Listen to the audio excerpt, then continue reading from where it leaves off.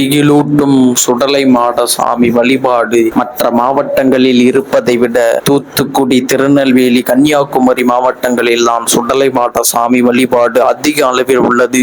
சுடலை மாட சாமி மீது மக்களுக்கு பயம் கலந்த பக்தி இப்பகுதி மக்களுக்கு அதிகம். தவறாக நடந்து கொண்டால் சுடலை மாட சாமி தண்டிப்பார் என இப்பகுதி மக்களிடையே நம்பிக்கை அதிகம் ஒன்றி பார்ப்பதற்கு பயப்படும் தோற்றத்தில் இருப்பதால் சுடலை மாட சாமி கதைகளை சொல்லி சிறு குழந்தைகளை கண்டிப்புடன் வளர்ப்பவர்கள் கிராமப்புறங்களில் அதிகம்.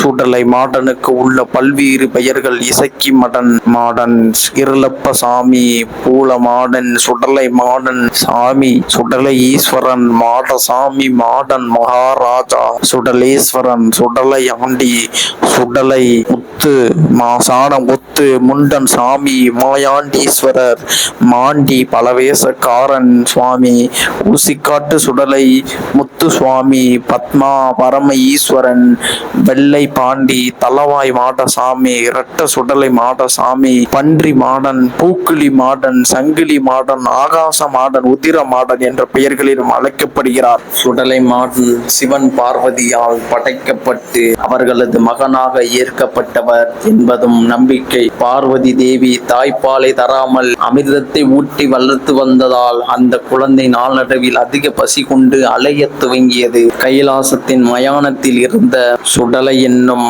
சுடலை மாடன் எரிந்து கொண்டு இருந்த பிணங்களை தின்ன துவங்கியது. அதன் பிறகும் பசி அடங்காமல் போய் விலங்குகள், மரங்கள், பேய்கள் என அனைத்தையும் தின்ன துவங்கியது. அந்த குழந்தை பிணந்தின்னும் பேயாகவே மாறிவிட்டதால் அதை இனி தேவலோகத்தில் வைத்திருக்க முடியாது என்று எண்ணிய சிவபெருமான் அதை பூலோகத்திற்கு போய் அங்கு மக்களை ரட்சித்து அங்கு அருள்பாலிக்குமாறு பூலோகத்திற்கு சுடலை மாடனை அனுப்பி வைக்கிறார். சுடலை மாடன் பிறப்பு குறித்து உள்ள மற்றொரு கதை உள்ளது. திருநெல்வேலியில் உள்ள பாளையங்கோட்டையில் இருந்து 12 கிலோமீட்டர் தொலைவில் உள்ளது சீவலப்பேறு என்னும் கிராமம். அங்கு சுடலை மாடனின் ஒரு ஆலயம் உள்ளது. தன்னுடைய பிள்ளையான முருகப்பெருமான் தங்கள் மீது கோபம் கொண்டு பழனிக்கு சென்று விட்டதும் பார்வதிக்கு இன்னொரு குழந்தை வேண்டும் என்ற ஆசை தோன்றியது. அவள் தனது கணவர் சிவபெருமானிடம் அதை பற்றி கூற அவரும் அவரை மரகத கல்லினால் ஆன விளக்கில் தீபம் ஏற்றுமாறு அது எரிந்து கொண்டே இருக்க வேண்டும் என்றார். விளக்கு எரிந்து திரி எரிந்து போய் மங்க துவங்கியதும் சிவபெருமான் வேண்டும் என்றே அதன் திரியை பெரியதாக்கி கொண்டே இருந்தார். அப்போது ஒரு நாள் அது பார்வதியின் தொடையில் விழுந்துவிட அவள் சதை தீ காயத்தினால் வீங்கிவிட்டது. ஆகவே சிவபெருமான் பிரம்மாவை அழைத்து அதற்கு குழந்தை உரு கொடுக்குமாறு கூற அதுவும் குழந்தையாக மாறி சுடலை என்ற பெயர் பெற்றது. அது பெரியவன் ஆனதும் பசி பசி என எப்போதும் பசியால் துடித்து கைலாயத்தில் சுடுகாட்டில் இருந்த உடல்களை தின்ன துவங்கியது. ஒரு நாள் அதன் உடலில் பிணவாசனை அடிப்பதை கண்ட பார்வதி அதை பற்றி சிவனிடம் கூற கோபமுற்ற அவர்கள் அதை கைலாசத்தில் இருந்து அனுப்பிவிடுமாறு கூறினார். ஆகவே பார்வதி அதனுடன் 21 பிடி சமைத்த உணவை தந்து மணப்பேச்சியை அழைத்து அதை அங்கிருந்து அழைத்து போய்விடுமாறு கூறினாள். அந்த குழந்தையும் தாமிரபரணியின் அருகில் இருந்த சீவலப்பேரியை அடைந்தது. அங்கு சென்றதும் அந்த சிறுவனுக்கு பசி எடுக்க அங்கு வந்த மாசானம் என்ற ஆட்டு இடையனின் அவன் கொண்டு வந்த ஆட்டின் பாலை கறந்து தருமாறு கேட்டுக்கொண்டார். அது பால் தர முடியாத அங்கு வந்த மாசானம் என்ற ஆட்டு இடையனின் அவன் கொண்டு வந்த ஆட்டின் பாலை பறந்து தருமாறு கேட்க மாசானமோ அது பால் தர முடியாத மலடி ஆடு என்றான். சுடலை விடவில்லை. அதன் பாலை கறக்குமாறு கூற மாசானமும் பாலை கறக்க துவங்க மலட்டு ஆடு நிறைய பாலை தந்ததும் அதை அந்த சிறுவன் குடித்த பின் அங்கேயே தங்க துவங்கியது. சுடலை மாடனின் ஆலயங்களில் மாசிக்களரி என்ற வருடாந்திர கொடை விழா நடைபெறும்.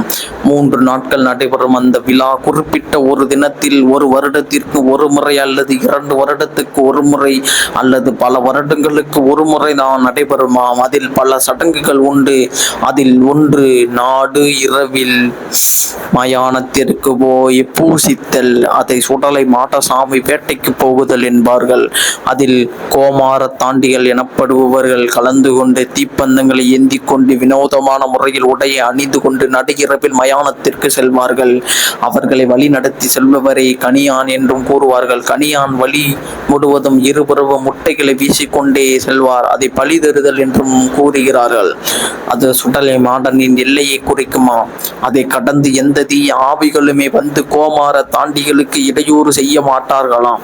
அதன் பின் மயானத்திற்கு சென்று சாமி ஆடியதும் அவர்களை வழிநடத்தி செல்லும் கணியான் சாமி ஆடிகளுடன் மயானத்துக்கு சென்று அங்கு வாழை இலையை போட்டு அதில் உணவுகளை வைத்து பின் சில சடங்குகளை செய்துவிட்டு அந்த உணவை உருண்டையாக பிடித்து 4 பக்கமும் வீசுவார். அதற்கு முன்னால் அவர் தனது கையை கீறி கொண்டு அதிலிருந்து வெளிவரும் இரத்தத்தை அங்கு ஒரு பாத்திரத்தில் பிடித்து வைக்கப்பட்டுள்ள மிருகங்களின் இரத்தத்துடன் கலந்து அதை சுடலைக்கு படைப்பார். தன் இரத்தத்தை இலையில் வைக்கப்பட்டு உள்ள அந்த உணவுடன் கலந்தும் அதற்கு பிறகுதான் 4 பக்கமும் வீசுவார். அந்த உணவுகள் பூமியில் விழாது என்றும் அவர்களை அங்கு தெரியும் பேய் பிசாசுகள் அப்படியே அவற்றை பூமிக்கு மேலேயே பிடித்து கொண்டு சென்றவிடும் என்று நம்புகிறார்கள்.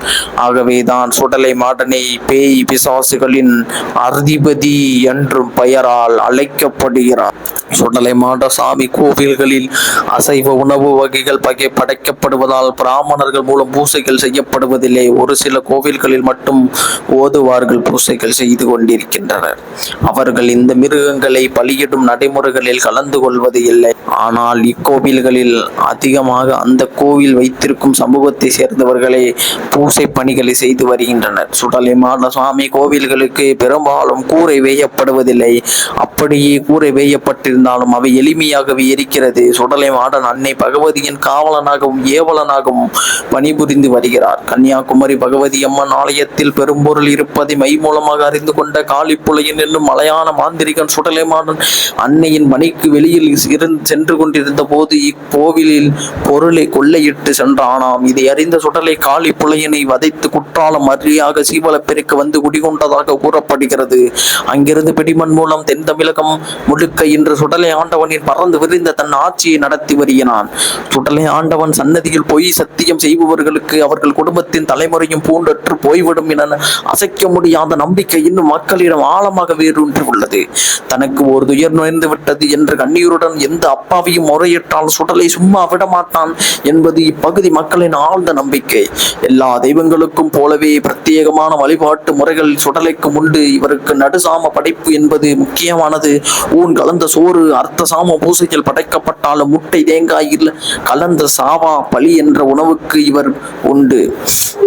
இவருக்கு சாதி பேதமின்றி யார் வேண்டுமென்றாலும் பூசை செய்யலாம். பழங்குடிகளும் இறந்தவர்களின் மீது நம்பிக்கை உண்டு. இறந்தவர்களின் வழிபாடு பின்வந்த சைவத்தால் உள்ள வாங்கப்பட்டு நவீன வடிவத்தில் என்றும் நிகழ்கின்றது. இந்த சுடலை மாடசாமி வரலாற்றில் வேறு ஏதேனும் பிள்ளைகள் இருந்தால் கீழே எனக்கு கமெண்ட் செய்யுங்கள். அடுத்த வரலாற்றில் சந்திப்போம். நன்றி, வணக்கம். இது நம்ம கருப்பன் பெருமை யூடியூப் சேனல். நான் உங்கள் சேர்வு.